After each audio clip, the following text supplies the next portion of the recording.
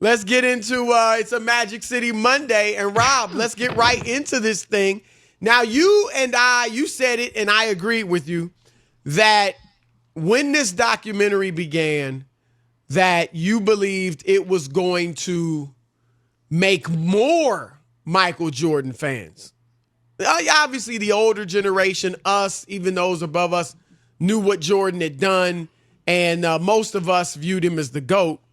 But you thought, and again, I agreed with you, that the younger generation, the millennials, the ones who think it's LeBron or Kobe or someone else is the GOAT, that they will see Michael Jordan in all his basketball glory, and that they will be won over. Some of them, a good number of them will be won over.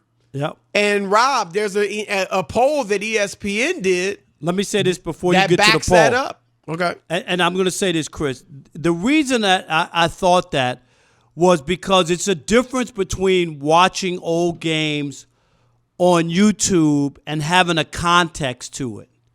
And that's why I thought once people watch the journey, see it wasn't that glorified in the beginning, it wasn't like he was anointed before he won anything. It just wasn't that way. Which the young people probably thought that. Right. I really believe that. Oh, Jordan was the GOAT from day one. Yep. No, he was not. His first rookie All-Star game, he had 8 points. Didn't even get the ball that much. People weren't crowning him. The Pistons and Knicks, they worked him over like a burger and fries.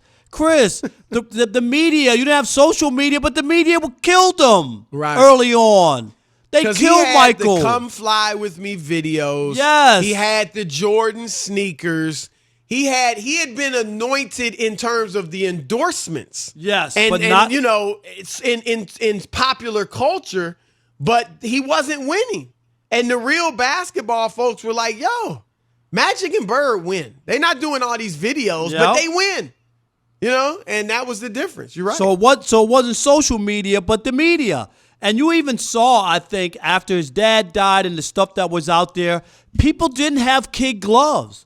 There were reporters out there from all kinds of outlets, Chris, doing investigative journalism, trying to find stuff. Stuff was being published in Chicago, outside of Chicago, books, everything. It was all eyes on Michael Jordan then. So that's why I really believe once you put it in context and you really see this guy's journey, see what he was able to overcome and the obstacles in his way, that people would have an appreciation for him and realize, Chris, what we both knew as guys who have covered basketball and love basketball, we already knew, but I really had that feeling that this would change people. And then I will admit, not as much as I thought it would when the poll came out and I saw it. I was shocked by the poll.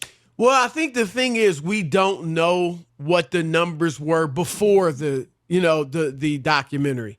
So we don't know how much it turned, but I was surprised as you were that he was so dominant every in category. The younger group. Now here's the basically what the gist of the poll was. ESPN has 17 categories in which they compared LeBron and Michael Jordan.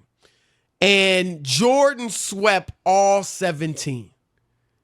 All 17 categories, fans said Jordan was the winner. That's mind-boggling. Pick. Yeah, best player overall, Jordan. NBA was. They even said the NBA was better all around back then than now. I mean, and then who would win one-on-one? I mean, it was a number of them. Even just sneakers, better sneakers for fashion, better sneakers to play in. And then here's the thing: they had 600 voters or respondents, and it was evenly split in age groups. So you had an 18 to 34 group, right? That was smart, and then a 35 and older. The 35 and older, not surprisingly, Jordan won 79% of the votes. But in the younger group, 18 to 34, he still won 66%. That's an incredible number. Yeah. It is. That's 2 out of every 3. That's 2 out of 3. That's an incredible number. And those are the younger people who didn't see him play, basically, right? Let me say this about the poll, and then I want to say something else about LeBron that may have hurt him. Look, as you know, Rob, and everybody that listens to the show knows, I believe Jordan's the GOAT. I was actually debating Nick Wright on this today on First Things First this morning. Nick wrong, of course. He was wrong right. on this one. I'll put him in his place. But anyway, this poll, though, as much as Jordan is the GOAT, it was like they asked the question, who's the better passer? And Jordan won 59%. They asked who you trust to pass you the ball, and Jordan won 57%. Rob, there's no way Jordan's a better passer than LeBron. And there's certainly no way you're going to trust him to pass you the ball more than LeBron James, who loves to pass the ball. Yeah, but they saw Jordan pass the ball in clutch moments too, situations. So I think that's Jordan in this. I'm just saying. Do people know anything? I mean, are they basing it solely on The Last Dance? No, I'm just saying. Because I imagine it has some knowledge of basketball. Right, and, but these guys' careers. I agree, but I think the freshness of him passing to Steve Kerr, like just the strength of it, Chris. When you see the video and he tells Steve Kerr, it's one thing to tell a story, a fish story, how big it was, right, that you caught. But to watch it and him sitting there going, "It's all right, I'm coming to you. Be ready." Do you know what I mean? Like he knew it. It wasn't like Mike was scared to shoot the last shot or was putting it off on somebody else. He set it up. He knew it was coming. That to me is different from, okay, I have the ball, the clock is ticking down, and I'm going to play hot potato and pass it because I don't want to be the GOAT. GOAT as in no question. Missing it. Right? I mean, it means Mike was all right, was a star, but he understood that he wanted to win, and Steve Kerr was going to be wide open, which he was. Well, that's part of the mythology that needs to be corrected, that Jordan took every last shot. He didn't. We John Paxson, who, won this finals game for him and series clinching jump shot in the first three-peat. Jordan really wasn't even involved in that play other than to get the inbounds pass. And, obviously the 55 point, the double nickel in Madison Square Garden 5 games after he comes back from baseball. He passed the game winner off to Bill Winnington for an easy layup or dunk, whatever it was, under the basket.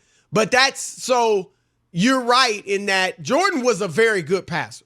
He's not a better passer than LeBron, but he was a good passer. 1 year he averaged 8 assists a game. And so he could pass the basketball. I'll tell you the other one that was just surprising, just based off of his size, that they picked Michael to beat LeBron in a one-on-one game. I was surprised at that one. That one and maybe the passing one, but those are the only two that I would have thought. And I'm talking about LeBron size-wise, Chris, not skill-wise. Right.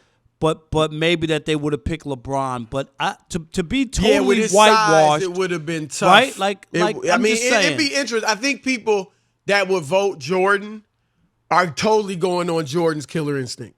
He would have found a way. But you're right. With LeBron's size, that would have made it interesting. Here's another one, though, Rob. And this one, I think, was I'm going to be honest. I bet you this one was largely broke down across the races. Positive impact off the court. 62% for Jordan. I would believe the majority of African Americans voted for LeBron in that one. I mean, Jordan did a lot, obviously. I mean, unless people are looking at it like, oh, he built the game of basketball into a world game and took it global, and he's an African-American owner, and, he had the great image, be like Mike and all that. But let's keep it real. LeBron James has done far more as players off the court than Jordan. There's no, and I mean, again, maybe whites may have looked at it differently. And I can't imagine blacks put Jordan over LeBron, most of them. I don't know. You know what? Is it during his playing time or entire career? Because Jordan didn't do stuff, Chris, where he opened up the medical center in Charlotte. He gave money for the for both sides, like the police and the. I hear what you're saying, and LeBron has done a lot, obviously, with his I Promise school. LeBron's done more. Are you Rob? LeBron hasn't done more? I don't know. And here's my other thing. Is it fresh? The China thing fresh for people? No. Most you and I because spoke it's not out close, against though. him, but most it's people, not close. Most Americans didn't care about that. But I'm saying it wasn't close, though. Why do you think it's not close, though? Well, look, again, as much as I agree with the poll in that Jordan is the GOAT, I think this cheapens the poll a bit. It makes it seem like what are people doing? This almost makes it look like the college poll, the college tournament they had when Shaq beats Kareem. Didn't Jordan win that? It probably speaks. I think Jordan won that, if I'm not mistaken. No, that there's no was way ridiculous. he was the greatest college player. Not even close. Not even close. Right. This speaks to the myth of Michael Jordan. And again, I'm with you. He's the GOAT. But, Rob, some of these are just, it could have been 12-5 or 13-4. So why do you think everybody? Why do you think they abandoned LeBron in this case? The younger people. I think LeBron is far more. Well, okay. I'm asking you about the younger people abandoning him. I think one, he's far more polarizing, but two, and this is what I was going to get to earlier, Rob. And this is maybe, I don't know if this for a fact. I believe perhaps the fact that you said it in the beginning, we saw Jordan's battle, right? He goes to this horrible team. He's got teammates who are doing drugs, I mean, they don't. The GM doesn't want him to play because they might make the play. Like he's fighting every which way. He's got obstacles coming his way, right? And he keeps losing to the Detroit Pistons, who are trying to beat him up. And he sticks there. He stays and ultimately overcomes. And he was there 7 years, just like LeBron was in Cleveland. Getting killed, getting criticized. And I think people may, again, maybe, hold that against LeBron that, wow, Jordan was in a similar situation. And he didn't stuck bail. It out. And he didn't bail. And I've never held that against LeBron. I do think he sold himself short because I think he could have won in Cleveland. Won there. I believe that too. I've always said that he could have stayed there. Eventually, he was that good, Chris, that he was going to win. And he panicked. Yep. And he could have stayed there. I'm telling you, if LeBron would have stayed in Cleveland and won and was 3-0 in championships, doing what he did in that organization, that town, Chris, it would be a different with his other numbers. It'd be a different conversation. No question. I really believe that. Right. I really believe that. And I do think maybe that's something, because you spelled it out early. You said, look, he went through all these obstacles. He stuck it out. It wasn't easy. And I think maybe people look at like LeBron bailed. And, it worked out and he got his rings. But, the Cleveland ring means more, right, than the Miami rings, as good as those were. And people may look at it like, well, Jordan stayed in the same place, built that place into a dynasty. So I think that may be a factor, Rob. And I think the millennials maybe maybe looked at that. Well, let's hear from people, Chris, and whether or not they were swayed or changed their mind at all. All right, 877-99 on Fox, 877-996-6369. Has The Last Dance changed the way you feel about Michael Jordan? We'll continue the conversation with you next. All right, let's kick it off with Nick in South Carolina. You're on the Odd Couple Fox Sports Radio. What's up, Nick? Hey, guys. Thanks for having me on. What's up, brother? Hey, I got to congratulate Chris first for owning Nick wrong this morning. That was an absolute demolishment. It was like you were Jordan and Nick Wright was the Knicks. Wow. Well, thank you, my brother. I appreciate that. I got Jordan at number one. I got LeBron at two. And before I used to think it was actually maybe going to be neck and neck, depending on how LeBron finished his career. But now watching the documentary, I don't think LeBron will never be GOAT in my eyes for two reasons. Because one, he left a championship on the table in 2011. And then the second one is, while I don't blame LeBron for leaving Cleveland, because he is more of a pass-first player and wants to play with guys who he can pass the rock to, Jordan should get extra credit for staying and developing a non-Division I player like Scottie Pippen into a top 50 player. Yes. Great point. How old are you, Nick? 35. Okay, Nick, yeah. That's good. a great Good point. Yep. And the other part that he brought up was about him sticking around, Chris. Chicago was a terrible franchise. Cleveland was a Horrible. terrible franchise. Horrible. Do you know what I mean? Like They're they both never very won anything. comparable. You're right. They're They were very both very comparable. comparable, yep. It wasn't like Michael Jordan came and he came to the Lakers and they just had been dormant for 3 or 4 years and then they started winning again. No. Totally And right. he had a chance to escape as well. He wasn't making any money in Chicago. Nothing was going on. Seriously. Right. No question. In fact, Cleveland actually had a little bit of success, with Mark Price, and they had made the playoffs and stuff like that. So, yeah. No doubt you're right. about it. Tony in Seattle, you're on the Odd Couple, Fox Sports Radio. What's up, Tony? Hey, how you guys doing? Love the show as always. Thank you. Thank you. Can't get through my day without listening to you guys. My man, we appreciate it. But it didn't change my mind at all. Always thought that LeBron is probably the most talented player that the league has ever seen, but he ain't the best player. Most talented don't make you the best, and I just think with Jordan, I think for other people that got to see that his DNA, his competitiveness, just makes him just untouchable. It's funny because LeBron came in so young with all the hoopla around him. He's the chosen one. And I don't know, it's something about with Michael Jordan, he wasn't given anything. He had to earn it. And I think for a lot of people, we respect that. I agree with that. I agree with that. I think that's an excellent point. Most people can relate to that. I bring up the story all the time. As Michael Jordan, even coming out of college and winning a national championship, Chris, and all that, when he got off the plane in Chicago, he had to get in a cab. There was no magic carpet. Nobody could even imagine that today. Could you? That a star like that would get in a cab and go to the Chicago Stadium and meet the team there. That's what went right. No, you're right. You're right. It is amazing. All right, how about Kevin in North Carolina? You're on the Odd Couple, Fox Sports Radio.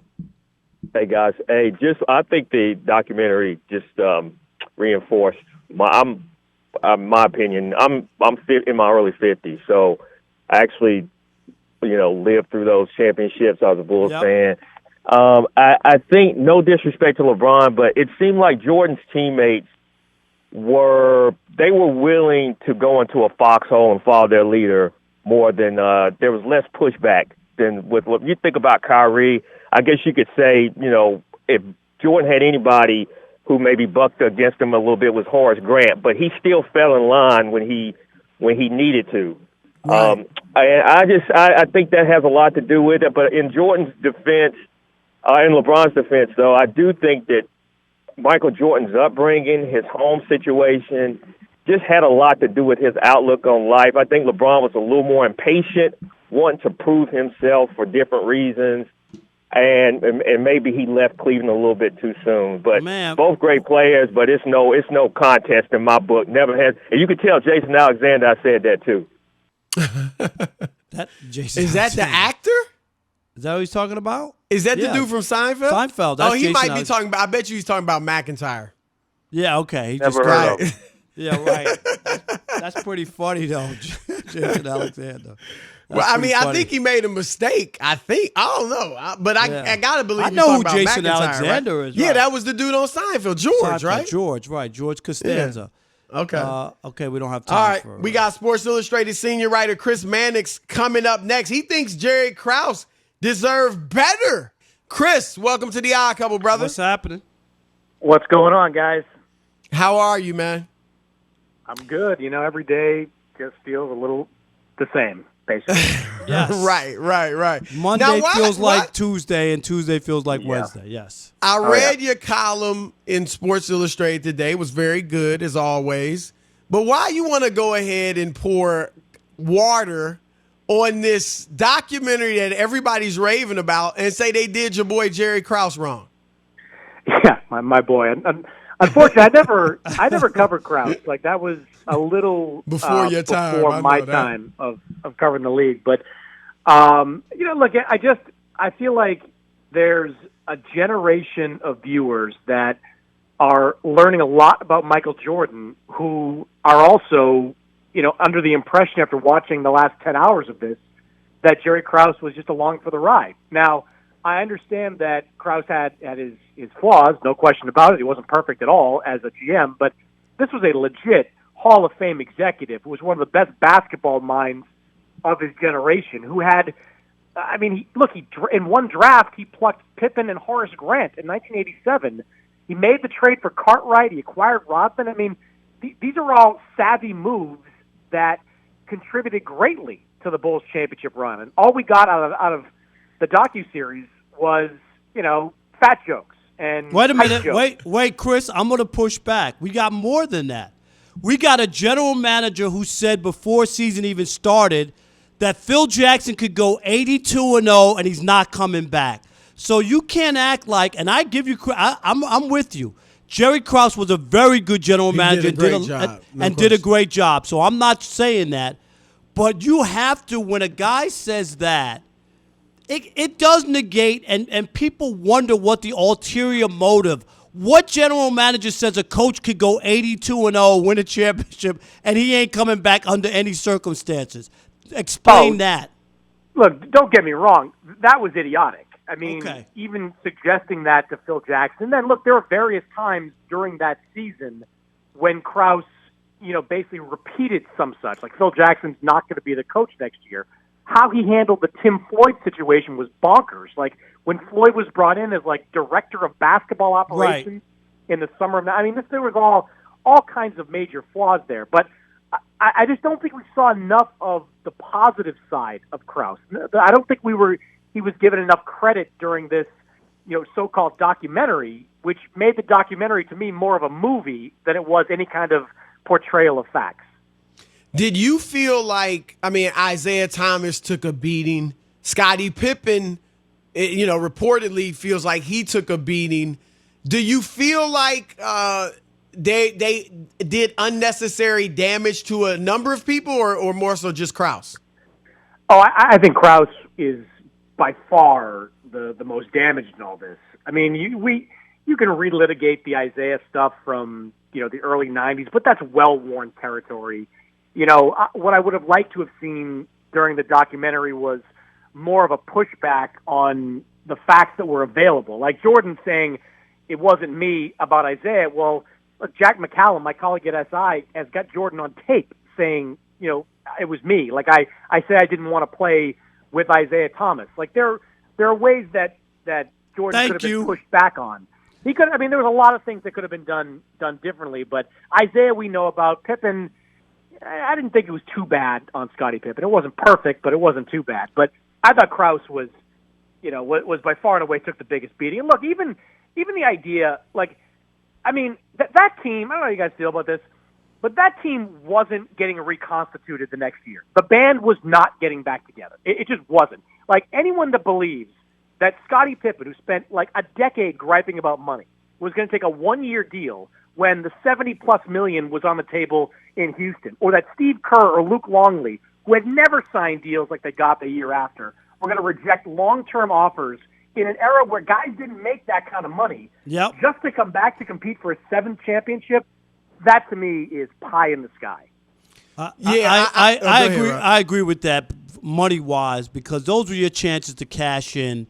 And 6-0 or 6 championships or 7, dude, that was playing for Michael. You know what I mean? That was you don't get credit. Steve Kerr and all those guys, they don't get credit for all that. Michael gets credit for all that. But the other thing too is, I guess Chris and I we figured it would be slanted. Michael Jordan has final say so. So I agree. Was this a documentary in the sense of the word? No, it was not.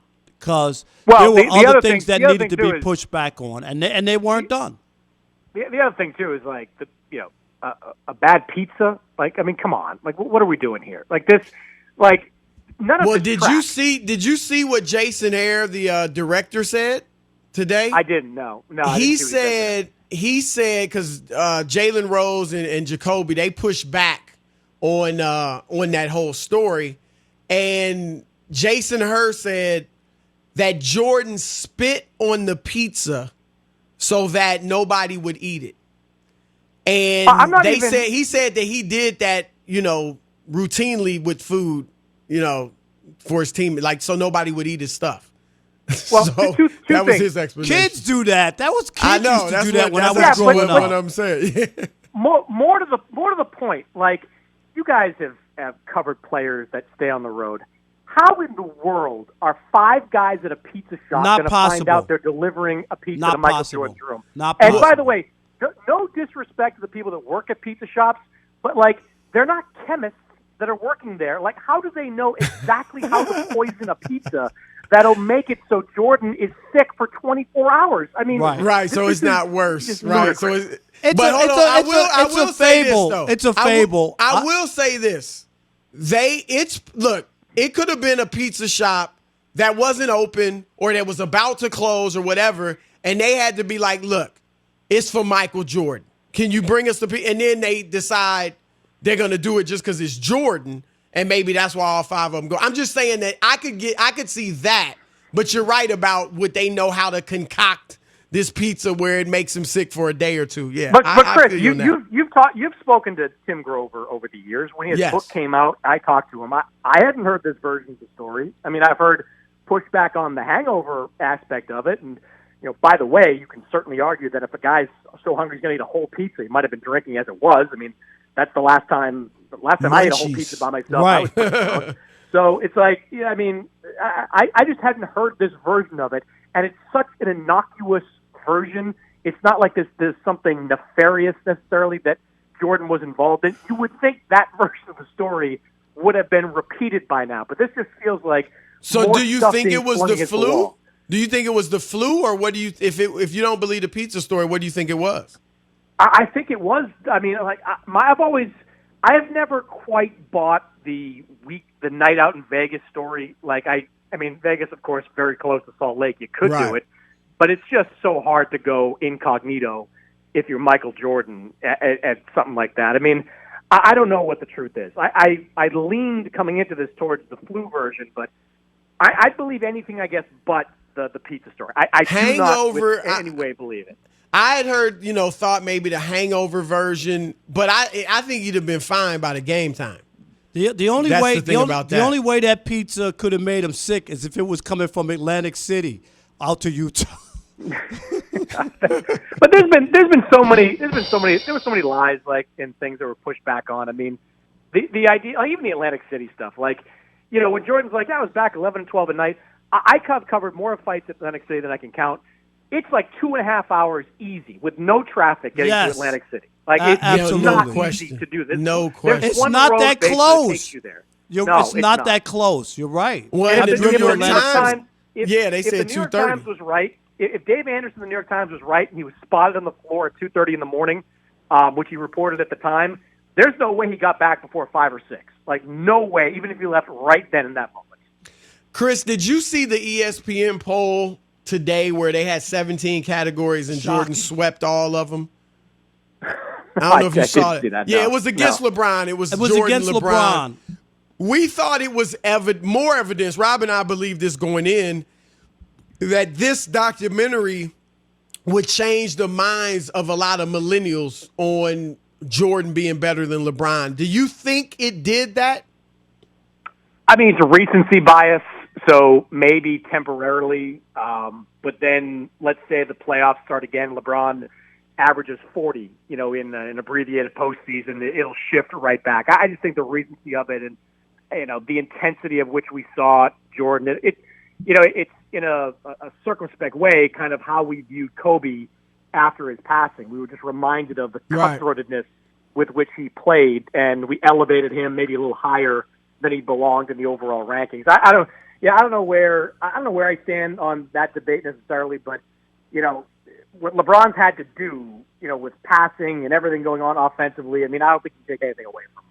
See, the only reason that I think that Jordan does get a boost, and it's more than just a temporary boost, is his career was put in context for a lot of people. A lot of people didn't see him play and only watched old games on YouTube. There's a lot of stuff in there that you have to appreciate and understand.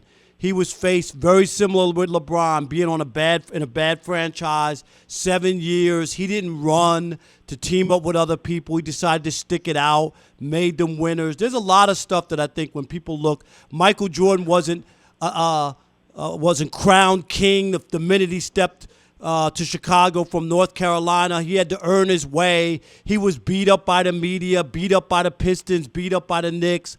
I mean, there's a lot of stuff there that I think people never saw or really never knew about Mike. Yeah, and I would say this, though. I mean, the whole, didn't run to play with somebody else. Year 3 of his career, he had, one of the great wingmen, maybe the best wingman in NBA history. Year 5, he had the greatest coach in NBA history, and he never was in that position where it was I could go to a better team. I might not want to, work with Jerry Krause anymore, and I might have some issues with management, but he was always well supplied with whether it was Horace Grant and John Paxson or Steve Kerr and Dennis Rodman. That team was always well stocked with players perfectly created to play alongside Jordan.